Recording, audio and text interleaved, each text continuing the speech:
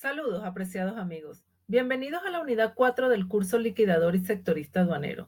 En esta oportunidad vamos a hablar sobre el cálculo de tributos.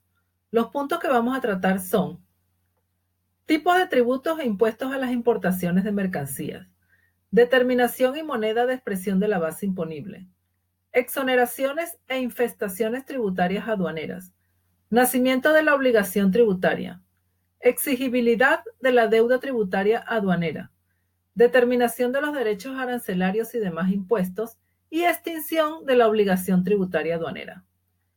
Vamos a hablar un poco sobre la obligación tributaria. Este es el vínculo que existe entre el acreedor tributario y el deudor tributario. ¿Quién es el acreedor y quién es el deudor tributario? El acreedor es quien nos va a exigir el pago de la deuda, que en este caso es el gobierno. ¿Quién está obligado a pagar?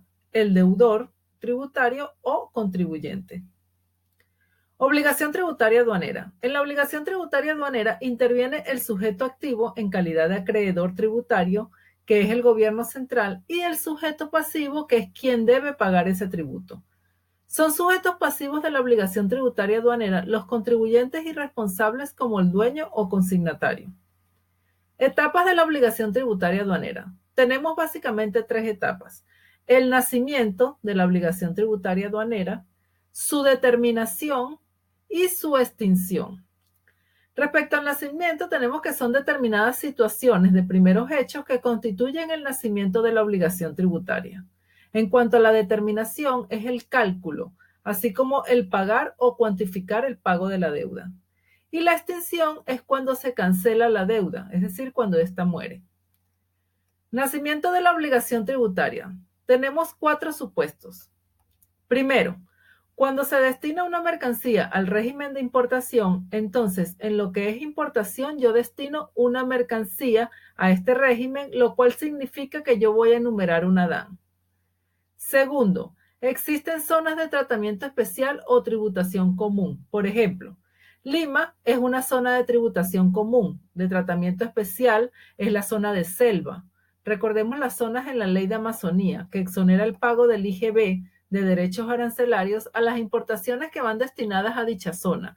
Y todo lo que está en la zona de selva, pues ya que el objetivo del gobierno central es desarrollar económicamente estas zonas alejadas del país. Entonces, esa es una zona de tratamiento especial. Digamos, por ejemplo, que somos una empresa. Yo importo mercancía exonerada de pagos de tributo. Si esa mercancía está con este beneficio porque va a ser consumida en la zona de selva y yo decido trasladarla a Lima, que es una zona de tributación común, porque la voy a vender, ese cambio de ubicación que entró a una zona de tratamiento especial y va a ir a una zona de tributación común, ese cambio de ubicación de mercancía que se acoge a ese beneficio va a significar que yo debo pagar los derechos que le corresponden a la importación. Si no lo hago, es un delito.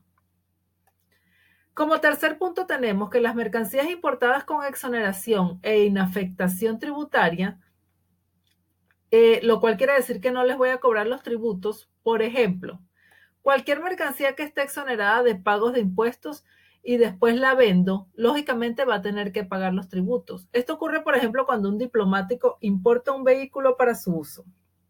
Entonces, por convenios diplomáticos dentro de las relaciones exteriores, está exonerado de pago de tributo.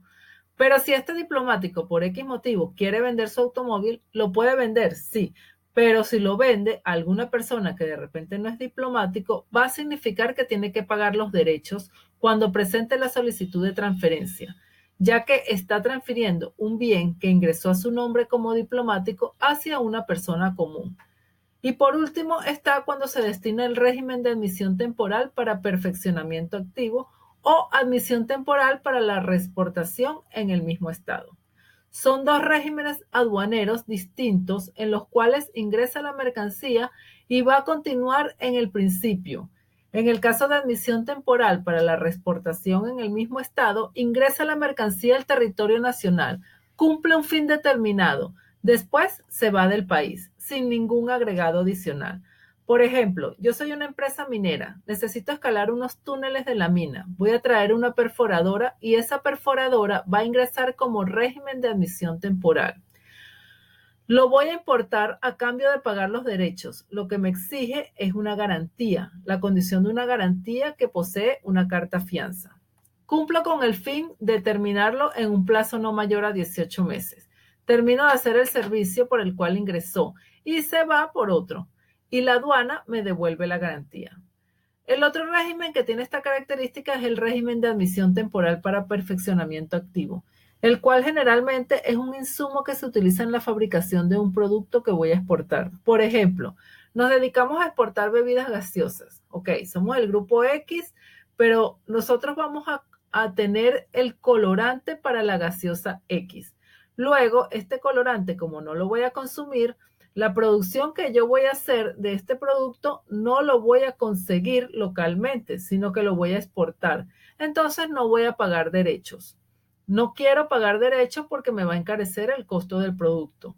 Lo que hago es que ingreso esta mercancía fianzada lógicamente por una fianza, lo consume la producción de gaseosa y cuando la exporto lo que voy a hacer es descargar el insumo que ya está yéndose junto con la gaseosa y se determina cuánto insumo he estado utilizando en cada gaseosa que estoy yo exportando.